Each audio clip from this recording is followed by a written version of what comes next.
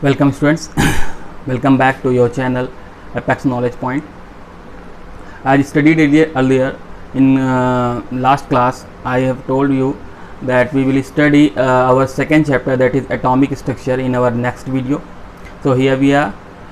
Atomic structure is the second chapter, but it is most important chapter in class 11th in as a point of competition view, because it contain all the basic terms, whether it be atomic structure, whether it be Bohr's model, whether it be EMR radiations, EMR wave theory and classical theory. So a lot of things are there which are asked in your competitions exam. Students, you have studied earlier about atomic structure in your class 9th, so not repeating all so much. We just focus on the material which is in your class 11th, that is atomic structure, discovery of subatomic particle, that is electron, proton and neutron, but more emphasis on Millikan's oil drop model, and then classical theory, and then wave nature theory. Lastly, how Rutherford model was failed, and then arise Bohr's model. Up to here we will cover in this video. So starting from atomic structure, we studied that in 1897. In 1897, this year was the year when actually in last video I told you about Dalton's atomic theory. In Dalton's atomic theory, the first point was that atom is indivisible, means atom को आप divide नहीं कर सकते, atom cannot be divided. Done.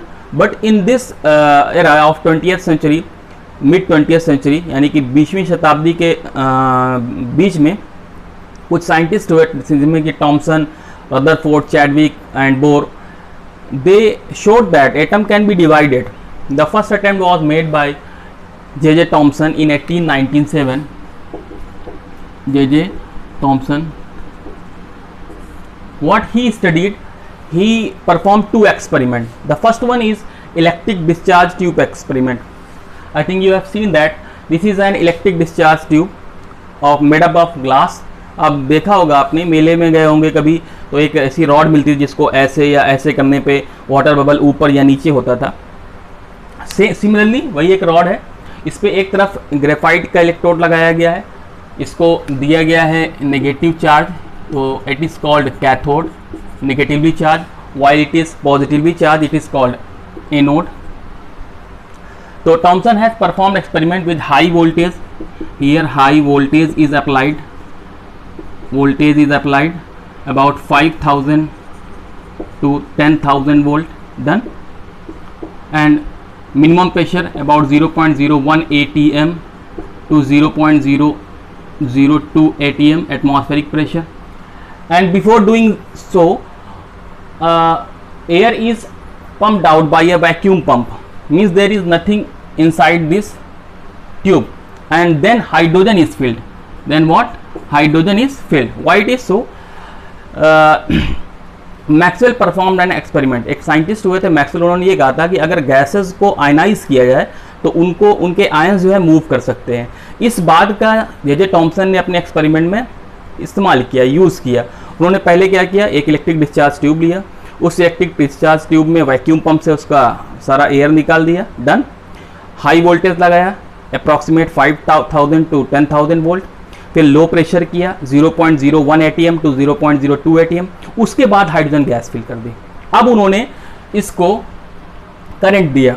As current flows by cathode and anode, he saw that some rays are going from cathode to anode. What?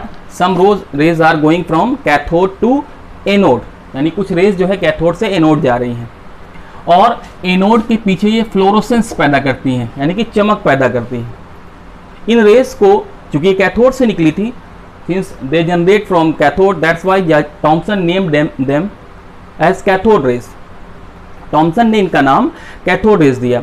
उसके बाद भी बहुत सारे एक्सपेरिमेंट परफॉर्म किए थे, आपने क्लास 9 में पढ़ा भी होगा. पहला तो कि cathode rays propagate in straight line, एक सीधी लाइन में चलती हैं. दूसरा कि अगर इनके रास्ते में कोई चीज़ आती है तो वो रोटेट करने लगती है, that it means that it is they are made up by small particle. उसके बाद ये भी हुआ कि इनमें अगर इलेक्ट्रिक फील्ड और मैग्नेटिक फील्ड लगा दी जाए तो ये डिफ्लेक्ट हो जाती हैं। It prove that they are made up by charge particle.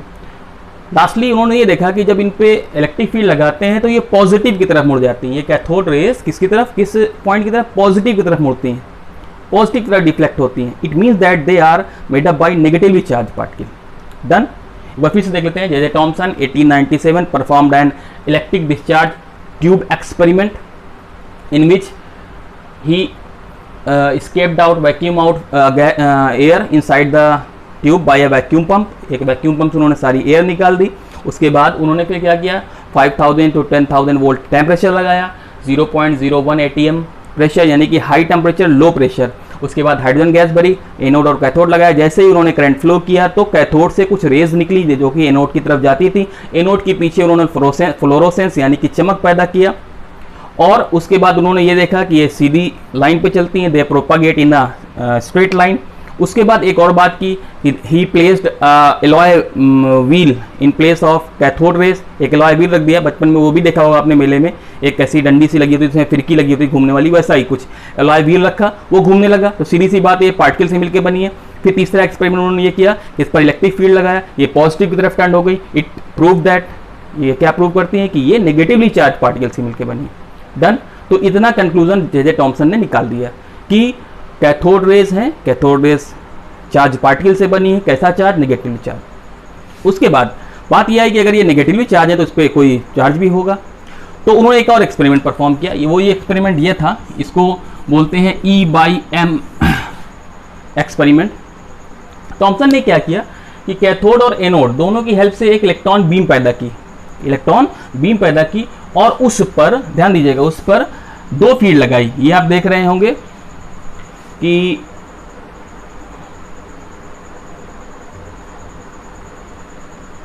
Yes, आप ये देखिए कैथोड रेज हैं, ये जा रही हैं, यहां पर दो फील्ड लगाई NS। ये क्या रिप्रेजेंट करती है, ये मैग्नेटिक फील्ड रिप्रेजेंट करती है, ठीक है।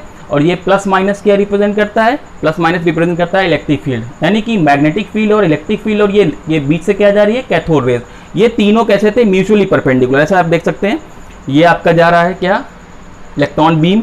ये क्या लगा हुआ है, ध्यान से देखिए, ये लगा हुआ है इलेक्ट्रिक फील्ड, और ये क्या लगा है, मैग्नेटिक फील्ड। यानी all three are mutually perpendicular. उन्होंने ऐसा सेट किया इसको कि कैथोड रेज जा रही हैं, उस पर इलेक्ट्रिक फील्ड और मैग्नेटिक फील्ड म्यूचुअली परपेंडिकुलर हैं।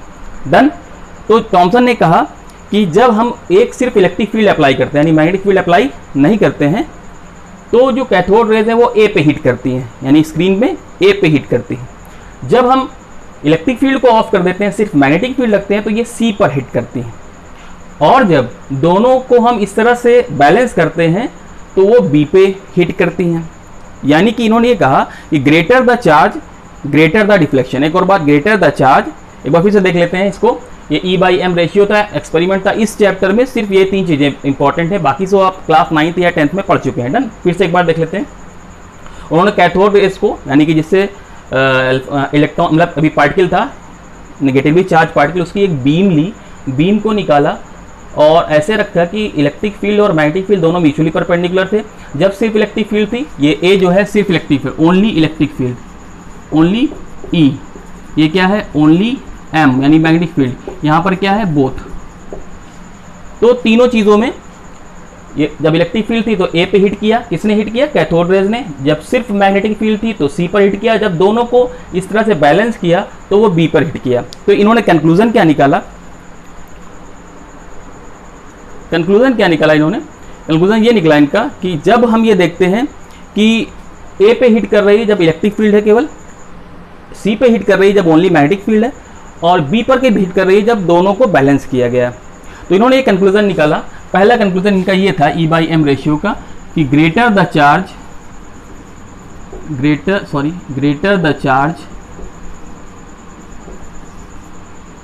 Greater will be the deflection. Greater the charge greater will be the deflection, यानी कि चार्ज पे डिपेंड करती है। और दूसरा, लाइटर द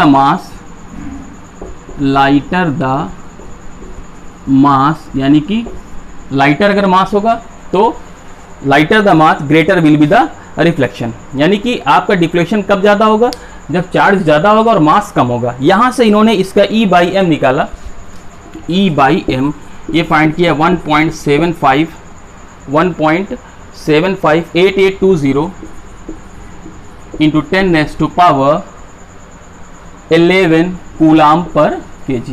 इतनी बात आपको डन होनी चाहिए कि ये थॉमसन का वर्क था। थॉमसन ने क्या किया था? थॉमसन ने इलेक्ट्रिक डिस्चार्ज एक्सपेरिमेंट किया था, इलेक्ट्रिक डिस्चार्ज ट्यूब एक्सपेरिमेंट किया था, जिससे उन्होंने यहाँ तक कंक्लूजन निकाला था कि जो इलेक्ट्रॉन हैं, ठीक है, कैथोड रेज को जो कंस्टिट्यूएंट्स यानी कैथोड रेज इलेक्ट्रॉन से मिलकर बनी है। तो कैथोड रेज का एक्सपेरिमेंट यहाँ तक कर लिया, डिस्कवरी कर ली थी। उसके बाद उन्होंने ये देखा कैथोड रेज कुछ पार्टिकल से मिलकर बने, उस पार्टिकल का E/m रेशियो यानी चार्ज टू मास रेशियो इस एक्सपेरिमेंट से निकाला था। आपने को हमने बहुत अच्छी तरह समझा दिया है।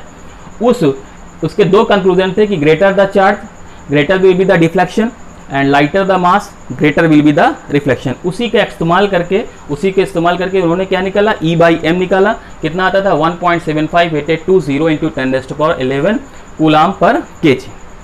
डन हो गया। एक और बात, इसको हम लोग साफ कर लेते हैं। उसके बाद अभी तक तो सिर्फ ये हुआ कि थॉमसन ने इलेक्ट्रॉन को डिस्कवर कर लिया था, इलेक्ट्रॉन का charge to mass ratio discover कर लिया था, लेकिन अभी तक सिंगली चार्ज नहीं डिस्कवर किया था। उस चार्ज को डिस्कवर करने वाले कोई और थे। वो कौन थे?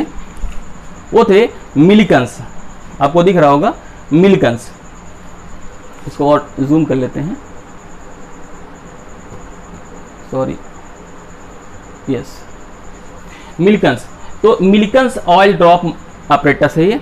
इसमें क्या किया जाता है? एक ये बॉक्स जैसा होता है, एटोमाइजर से ऑयल ड्रॉपलेट तैयार की जाती हैं। इन ऑयल ड्रॉपलेट्स को जब ये रेडी हो जाती हैं तो इनको चार्ज प्लेट, ये आपको दिख रही होंगी चार्ज प्लेट, ये प्लस है और ये माइनस, इनके बीच में इसको गिरने दिया जाता है, ऑयल ड्रॉप्स को गिरने दिया जाता है। यहाँ से टेलीस्कोप से इनकी मोशन देखते हैं, जबकि एक्सरे यहाँ पर सेंड की जाती हैं, भेजी जाती हैं, जिससे कि ये आयनाइज हो जाए। फिर से करते हैं, मीन्स हम लोग अब क्या पता कर रहे हैं? हम लोग पता कर रहे हैं charge of electron. Charge of electron. अगर आपसे कोई पूछता है who gave charge of electron, तो आप मोस्टली लोग बताते हैं J.J. Thomson. No, J.J. Thomson has given E/m ratio, not the charge. Done. E/m ratio, वो मैंने एक्सपेरिमेंट आपको बताया कैसे। Charge of electron was given by Millikan's. वो मिलिकन्स। डन। तो चार्ज ऑफ इलेक्ट्रॉन यानी Millikan's oil drop method. Millikan's oil drop method. क्या किया था इन्होंने कि he took a box in which two charge plate are there, atomizer, the oil droplets are, these are the oil droplets are generated by atomizer के नीचे oil होगा, इसमें हवा ऐसे की जाती है तो उससे बबल निकलते हैं, ये ऑयल ड्रॉपलेट अंदर चले जाते हैं और चार्ज प्लेट के बीच में इनका मोशन देखा जाता है with the help of telescope and these oil droplets are ionised by X ray. इनकी जो फॉल की मोशन की यानी इनके गिरने की जो रेट होती है, द रेट ऑफ फॉलिंग, इसके हेल्प से उन्होंने चार्ज निकाल लिया। वो चार्ज निकाला 1.6 इंटू 10⁻⁻19 कूलाम। 1.6 इंटू 10⁻⁻19 कूलाम किसने निकाला? मिलिकन्स ने। Done. Since electrons are negatively charged, that's why this charge is taken as minus 1.6 into 10⁻⁻19 coulomb. Done.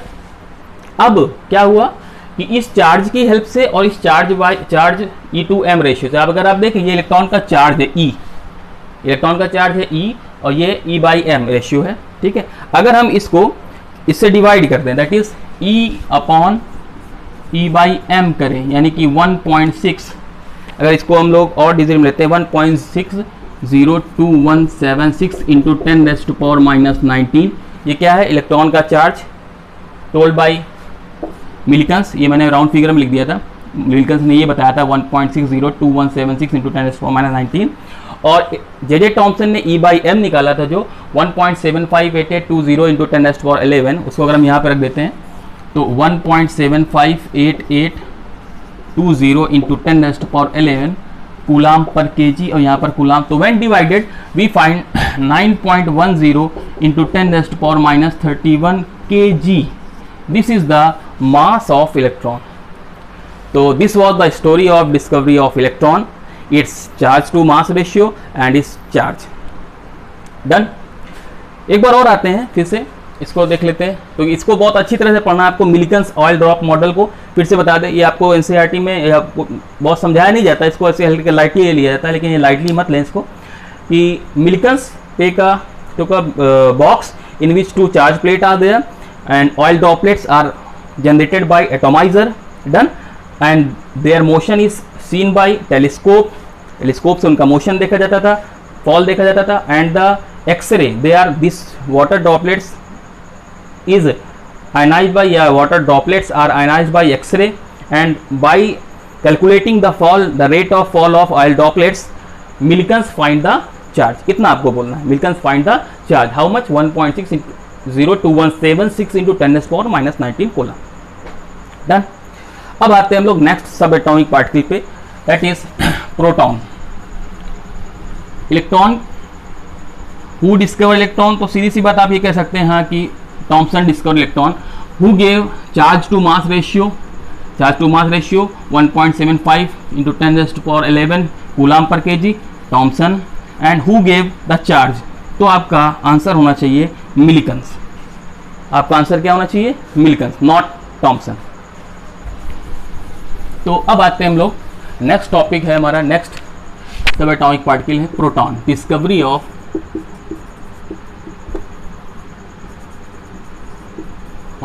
Proton. अभी आपको हमने अभी जस्ट बताया था electric discharge tube experiment perform by J Thompson. एक बार फिर से देख लेते हैं, ऐसे कुछ एक्सपेरिमेंट था, जल्दी से बना लेते हैं। इलेक्ट्रिक डिस्चार्ज ट्यूब एक्सपेरिमेंट, एक प्लेट यहाँ पर लगी थी, एक प्लेट यहाँ पर, इसको उन्होंने कैथोड बोला था, इसको एनोड बोला था। डन। तो गोल्डस्टीन एक साइंटिस्ट हुए हैं, गोल्डस्टीन, ठीक है। इन्होंने क्या किया था, इसी जे थॉमसन के एक्सपेरिमेंट में कैथोड को परफोर्टेड ले लिया था। क्या ले लिया था? परफोर्टेड, यानी होल्स बना दिए थे। क्लियर है?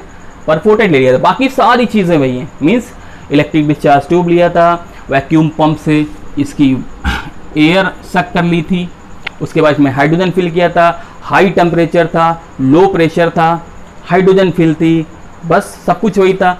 बट एज सून एज, और हमने उसमें पढ़ा भी था कि कैथोड रेज से कुछ ब्लू रेज निकलती थी टुवर्ड्स एनोड। तो as soon as cathode rays are emerging from cathode to anode, at the same time some rays are coming from anode to cathode, anode to cathode. और same process वही है कि जब इनके ये प्रोपागेट करती हैं स्ट्रेट लाइन में, they propagate in a straight line. When a alloy wheel is placed in place of anode rays, इनको चूंकि एनोड से निकल रही तो ये एनोड रेस कहलाएंगी, जाने भाई, एनोड रेस। तो when a alloy wheel is placed in place of anode rays, it rotate, it means that, it proved that they are also made up by particle, and when electric field is applied they deflect towards negative terminal, which also prove that they are made up by positively charged particle। Done। फिर उसके बाद Rutherford आए। Rutherford ने अपना एक same experiment perform किया जैसा कि थॉमसन ने किया था, और इन्होंने E/m रेशियो भी दिया, और साथ ही साथ इसका चार्ज निकाला। चार्ज वही था पॉजिटिव 1.6 इंटू 10⁻⁻19 कूलम। इसके लिए इतना ही रखिए कि हु डिस्कवर प्रोटॉन, तो discovery of proton means charge experiment is perform by Goldstein, and then Rutherford found the charge to mass ratio and its charge how much 1.6 into 10⁻⁻19 coulomb. The next and the third last particle is discovery of neutron। discovery of neutron। Actually हुआ क्या था, जब electron और proton discover हो गए, और इसके पहले हमको एटॉमिक नंबर और एटॉमिक मास भी पता था, तो सीधी सी बात है, अगर एक कमरे में 2 लोग हैं या एक घर में 2 लोग रहते हैं और उस घर की इनकम है 1 लाख रुपीज़, डन, तो सीधी सी बात, उस घर में जितने भी लोग रहते हैं उन सब की सम आना चाहिए 1 लाख रुपये, 1 लाख रुपये आना चाहिए। उस घर में 2 लोग रहते हैं और एक ही जो इनकम है, मंथली इनकम कह लीजिए, तो उसकी है 50,000 जबकि दूसरे की है 30,000, तो इनका तो ऐड सम कितना हुआ 80,000 हुआ, जबकि हमने बोल रखा है कि पूरे घर की इनकम 1 लाख रुपए है। इसका मतलब कोई ना कोई तीसरा आदमी ज़रूर है। सेम यही चीज़ हुई कि किसी भी एटम का जो मास है उसमें रहने वाले जितने भी पार्टिकल उनका मास सम कर दीजिए तो आ जाना चाहिए। तो जब तक ये डिस्कवर हो चुके थे इलेक्ट्रॉन और प्रोटॉन, तो इन दोनों का मास जब जोड़ा गया लेकिन किसी भी एटम के मास के बराबर आ ही नहीं रहा था, उससे कम आ रहा था। क्लियर है बात? मीन्स एटम का जो मास था वो हमेशा ज़्यादा था इन दोनों के मास से। तो इसका मतलब एक गेस लगा कि कुछ ना कुछ एक तीसरा पार्टिकल ज़रूर है। एक और बात, वो तीसरा पार्टिकल होना कैसे चाहिए, ये पहले से गेस हो गया था, क्योंकि इलेक्ट्रॉन होता है नेगेटिवली चार्ज, प्रोटॉन होता है पॉजिटिवली चार्ज, तो नेगेटिव पॉजिटिव को न्यूट्रल कर देता है। और एटम ये पहले से डिस्कवर हो चुका था, एटम इज इलेक्ट्रिकली न्यूट्रल, यानी एटम को न्यूट्रल ही होना चाहिए।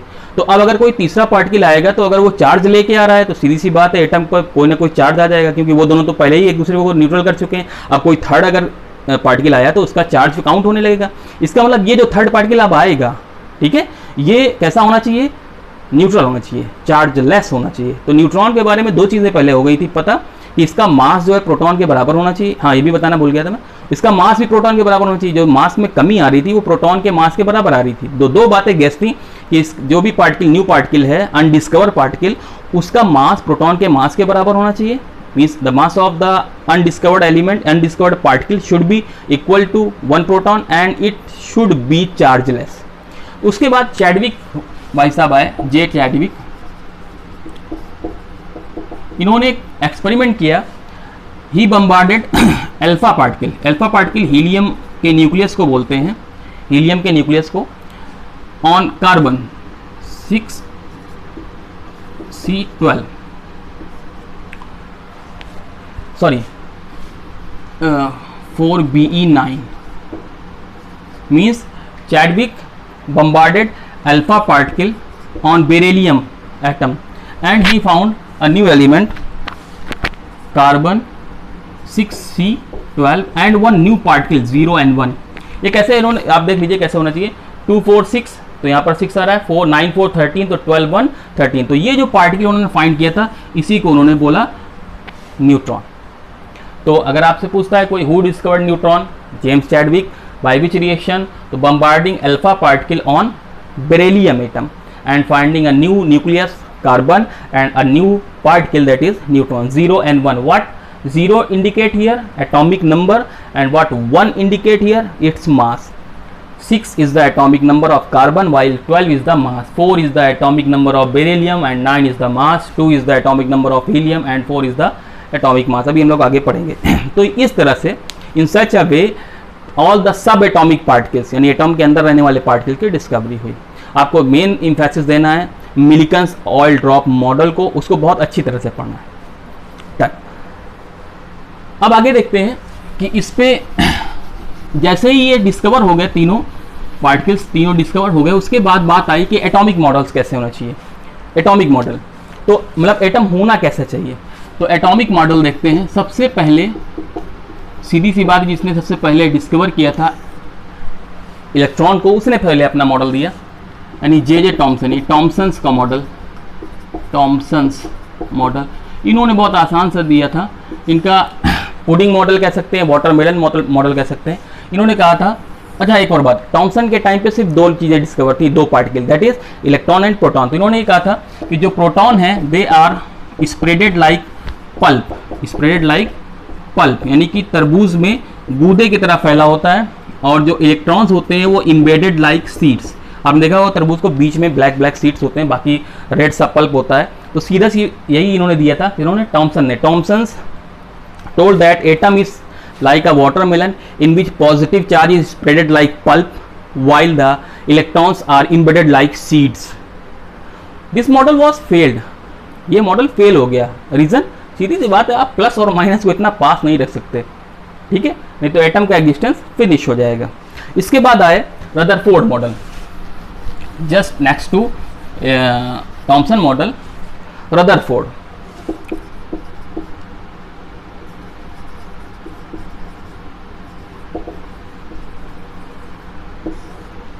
इसके पहले रदरफोर्ड ने एक अपना एक्सपेरिमेंट दिया था, उसको भी देख लेते हैं बहुत जल्दी से। रदरफोर्ड अल्फा स्कैटरिंग एक्सपेरिमेंट, ये सब आप क्लास 9 में पढ़ चुके हैं, इसलिए मैं थोड़ा सा तेज पढ़ा रहा हूँ। Alpha scattering experiment. थोड़ा सा स्पीड मेरी तेज़ रहती है इसीलिए राइटिंग भी थोड़ा सा, लेकिन आपको समझ में आ रहा होगा। रदरफोर्ड अल्फा स्कैटरिंग एक्सपेरिमेंट, इससे इन्होंने न्यूक्लियस की भी खोज की थी, न्यूक्लियस की डिस्कवर किया था, discovery of nucleus, discovery of nucleus. He bombarded alpha particle positive होते हैं on a gold leaf and then have some observation. What observation? He saw that some alpha particles goes straight, some alpha particle goes straight, some alpha particle goes straight, ऐसा लगा जैसे उनके रास्ते में कुछ था ही नहीं। some alpha particle bear small deflection, some alpha particle, आप इनको कह सकते हो कि मोस्ट ऑफ अल्फा पार्टिकल, जो most of alpha particle means 85%, most of alpha particles goes straight, जो अल्फा पार्टिकल थे वो बहुत बिल्कुल सीधे चले गए, ऐसा लगा जैसे उनको रास्ते में किसी ने रोका ही नहीं। इससे क्या बात हुई? ये तो ऑब्जर्वेशन था, means Rutherford first observation was most of alpha particle goes straight. तो इससे ऑब्जर्वेशन से कंक्लूजन क्या निकला? The first conclusion was that the most of the part of the atom is hollow. Done. दूसरा ऑब्जर्वेशन क्या था कि सम अल्फा पार्टिकल बियर डिफ्लेक्शन, ऐसा लगा उनको डिफ्लेक्शन हुआ अल्फा पार्टिकल को। इससे कंक्लूजन क्या निकला कि वो किसी चीज से टकराए होंगे। तो since alpha particle are positively charge, it means that if they are moving far away from one thing, it mean that it will be positively charge. अगर अल्फा पार्टिकल पॉजिटिवली चार्ज है, वो किसी चीज से बाहर भाग रहे हैं, तो इसका मतलब उस पर भी वही चार्ज होगा, because same charges repel. Done. तो यहां से ये कंक्लूजन निकला कि there is a centre part inside the atom which is positively charge. है ना? पहला क्या था आपका ऑब्जर्वेशन? फर्स्ट ऑब्जर्वेशन ये था कि most of alpha particle goes straight निकल गए, जैसे वो किसी से टकराया ही नहीं।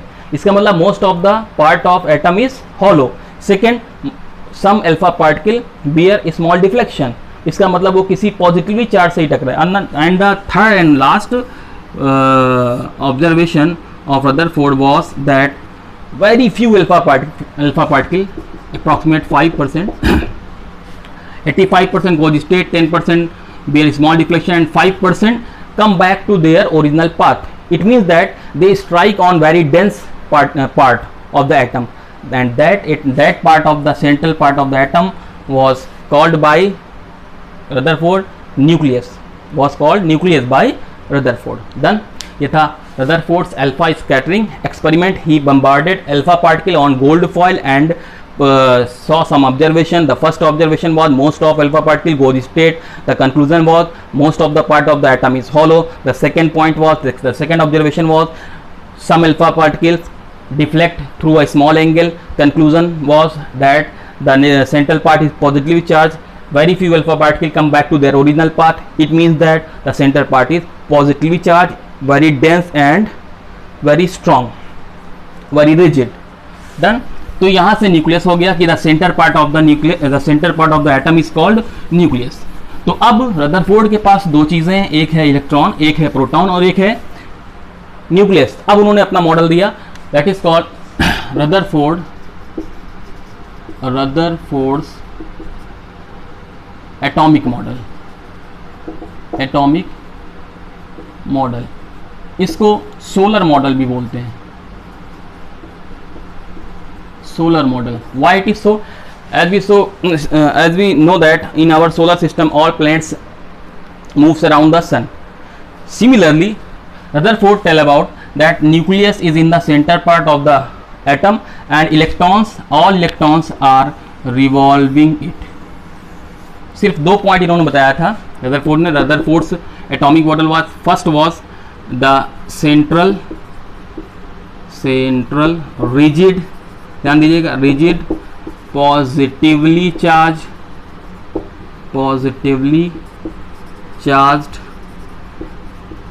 part is called nucleus, done. And the second one, negatively charged electrons revolve around the nucleus। मैंने बहुत जल्दी से आपको ये टॉपिक पढ़ा दिए हैं। इसका रीज़न ये है कि बहुत ज़्यादा इंपॉर्टेंट नहीं है, आपने 9th क्लास में पढ़ रखा है, थोड़ा सा याद भी होगा। और जो इम्पोर्टेंट था वो ये था कि E/m by Thomson, Millikan's oil drop model, how mass is find for the electron 9.1 into 10⁻31, उसका चार्ज -1.6 इंटू 10⁻19 कूलम। और प्रोटॉन पर भी सेम मास होता है, प्रोटॉन पर भी सेम चार्ज होता है। हाँ, मास नहीं बताया था मैंने प्रोटॉन का मास होता है 1.6 into 10⁻27 kg and same mass होता है इसका भी, mass of neutron and mass of proton 1.67। Done. So students, अभी तक के लिए इतना ही। नेक्स्ट टॉपिक पे हम इसका सबसे इंपॉर्टेंट टॉपिक पढ़ेंगे कि drawback of Rutherford model. Rutherford model में क्या ड्रॉबैक आया, क्या कमी आई, and how Bohr's model come into existence, क्या कमियां थी और क्या डिस्कवरीज हुई उस वक्त बहुत डिस्कवरीज होती है। उसके पहले की फिजिक्स जो है, थोड़ी सी फिजिकल पार्ट है, फिजिक्स का पार्ट है। उसके पहले की जो फिजिक्स थी वो क्लासिकल फिजिक्स कहलाती थी, दैट इज़ वेव फिजिक्स। उसके बाद जो आई वो पार्टिकल फिजिक्स आई। हमारा जो ड्रॉबैक होगा वो पार्टिकल फिजिक्स को लेके होगा कि पार्टिकल फिजिक्स में यानी कि प्लैंक क्वांटम फिजिक्स में कुछ डिस्कवरीज हुई जिसके वजह से ये रदरफोर्ड मॉडल फेल हो गया और बोर्ड्स का मॉडल जो है एग्जिस्टेंस में आया।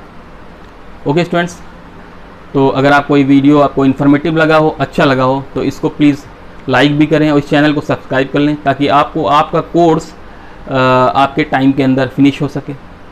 Till then, thank you.